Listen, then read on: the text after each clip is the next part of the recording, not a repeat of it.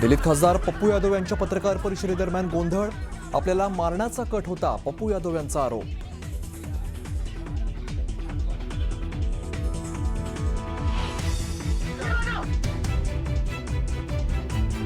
खरं तर एकनाथ शिंदेजींनी अशा लोकांवर कडक कारवाई केली पाहिजे.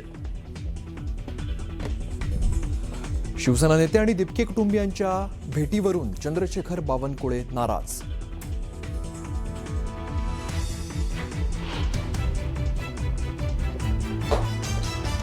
काँग्रेसच्या नाना पटोलेंचा दुधानं पाय धुतल्याचा व्हिडिओ व्हायरल, भाजप नेत्यांनी साधला नाना पटोलेंवरती निशाणा.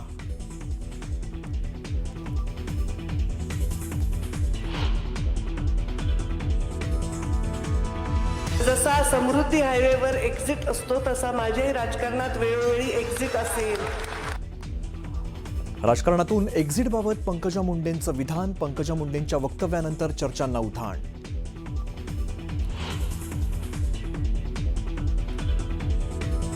संजय राऊतांनी जयकुमार गोरेंबाबत केलेल्या वक्तव्याविरोधात भाजप आक्रमक, राऊतांच्या प्रतिकात्मक पुतळ्याचं दहन, तर सोलापुरात राऊतांविरोधात गुन्हा दाखल.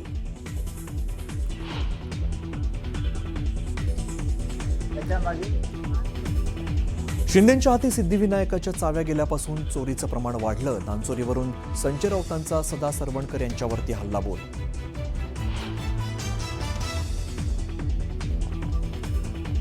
सिद्धिविनायक दानचोरीवरून बावनकुळेंचं राज ठाकरेंना प्रत्युत्तर, ठाकरेंच्या काळात सिद्धिविनायक मंदिरात भ्रष्टाचार झाला, मग ठाकरेंना दोष द्यायचा का, बावनकुळेंचा सवाल.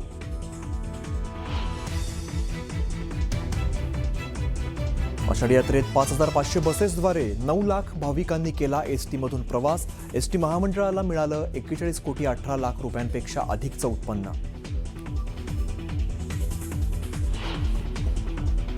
ब्रेकनंतर स्वागत. पुढे एक सविस्तर बातमी पाहूया. अक्कलकोट तालुक्यातील श्री स्वामी समर्थ मंदिर कॉरिडॉर प्रकल्पाच्या कामाला वेग आलाय. पहिल्या टप्प्यासाठी तब्बल 500 कोटी रुपयांचा सविस्तर आराखडा तयार करण्यात येणार आहे. पंढरपूरच्या धर्तीवर अक्कलकोटचा भव्य कॉरिडॉर आणि पर्यटन विकास करण्याचा पूर्णपणे संकल्प शासनानं केलेला आहे. यामुळे देशभरातून येणाऱ्या लाखो स्वामी भक्तांसाठी दर्शन, निवास आणि वाहतुकीच्या अत्याधुनिक सुविधा इथे उपलब्ध होणार.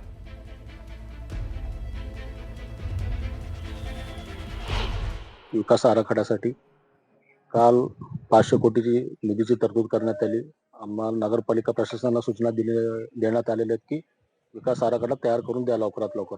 आता त्या विकास आराखड्यामध्ये स्वामी समर्थ मंदिरा परिसराबाजूचे सगळे व्यवस्थित नियोजन करून दर्शन मंडप, दर्शन रांग, जे भक्तगण येतात त्यांच्या सोयी सुविधा, पाणी, वॉशरूम, सगळ्या सुख सुविधा त्यात इन्क्लूड करून आणि शॉपिंग गाळे पण घेणार आहेत.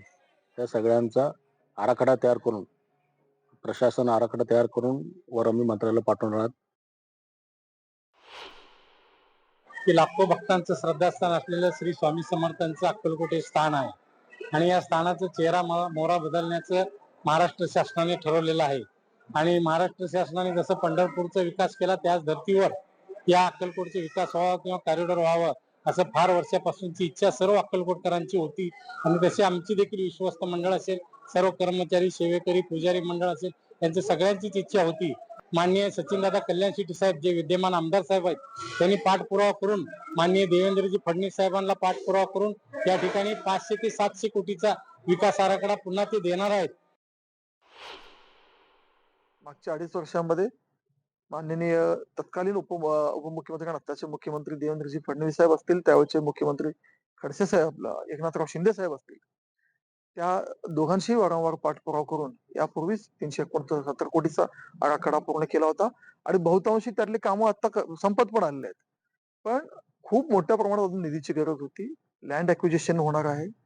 आलेल्या भाविकांची भव्य पार्किंग असेल, दर्शन मंडप असेल, दर्शन रांगाची सोय असेल, मग भक्तनिवास असेल, ह्या सगळ्या गोष्टी, खूप साऱ्या शॉपिंग कॉम्प्लेक्सेस आहेत, अशा खूप साऱ्या गोष्टी ह्या कॉरिडॉर मध्ये आपण करत आहोत.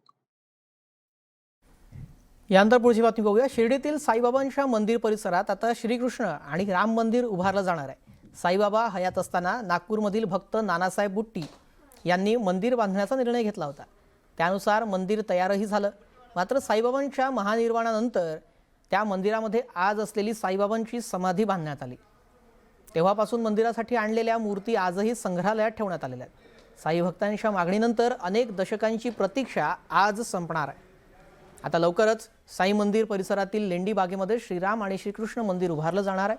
त्यामुळे साई भक्तांमध्ये आनंदाचं वातावरण आहे.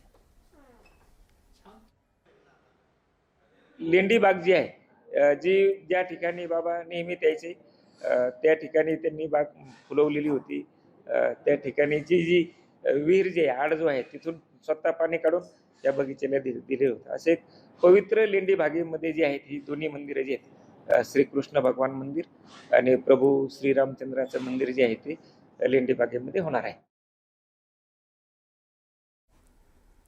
आता इथे लेंडी बागेमध्ये श्रीराम आणि श्रीकृष्णाचं मंदिर देखील उभारलं जाणार आहे आणि त्यामुळे साई भक्तांमध्ये आनंदाचं वातावरण आहे.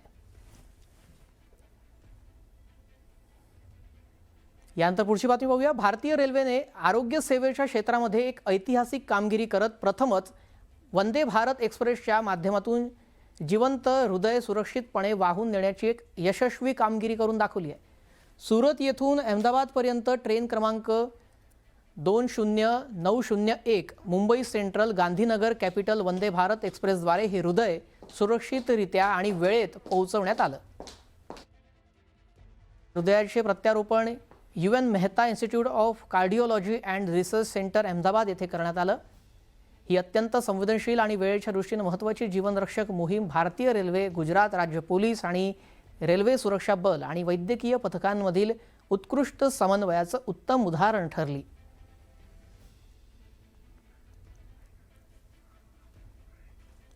पप्पू यादव यांची पत्रकार परिषद सुरू होती आणि या परिषदेमध्ये गोंधळ झाल्याचं पाहायला मिळालं. त्याची काही दृश्य आपल्याला मिळणार आहेत. मात्र पप्पू यादव यांच्या पत्रकार परिषदेमध्ये गोंधळ झाल्याची चित्र दिसतंय. दिल्लीमध्ये ही पत्रकार परिषद सुरू होती आणि यावेळी दिल्लीतच त्यांच्या परिषदेमध्ये गोंधळ झाला. खरं तर दिल्लीमध्ये त्यांनी ही पत्रकार परिषद घेतली होती आणि या परिषदेमध्ये गोंधळ झाल्याची चित्र पाहायला मिळाली. अगदी बंगल्याच्या बाहेरची दृश्यही आपण पाहू शकतोय. या ठिकाणी मोठ्या मोठ्या आवाजात एकमेकांवर ओरडणं सुरू होतं. इथं पत्रकार जमलेले होते. पत्रकारांसोबतच पप्पू यादव सुद्धा या ठिकाणी उपस्थित होते. मात्र इथे अनेक पत्रकारांमध्ये वाद झाल्याचं पाहायला मिळालं. हा वाद नेमका कोणाकोणामध्ये झालेला आहे हे अजून स्पष्ट झालेलं नाही. मात्र दिल्लीत पप्पू यादव यांची पत्रकार परिषद सुरू होती आणि त्या परिषदेमध्ये गोंधळ झालेला आहे. पण बघतोय इथं शांतता निर्माण करण्याचा प्रयत्न सुद्धा सुरू. पुलिस का आपने उसको पकड़ के पुलिस को दे दिया उनको? भैया तो थाना प्रभारी न जाने जो वर्दी में थे जी, पर आप बहुत गंभीर वो बात कह रहे हैं. आपके हाथ में एक चाकू है सर, क्या? आपको तो मैंने अभी फोटेज दिखाया भैया. अभी तो मारने की साजिश थी. वो तो बच गया. लोग अभी मिलने वाले जनता का ऐसा नहीं होता. पप्पू यादव का ये दावा है कि मारने की साजिश थी.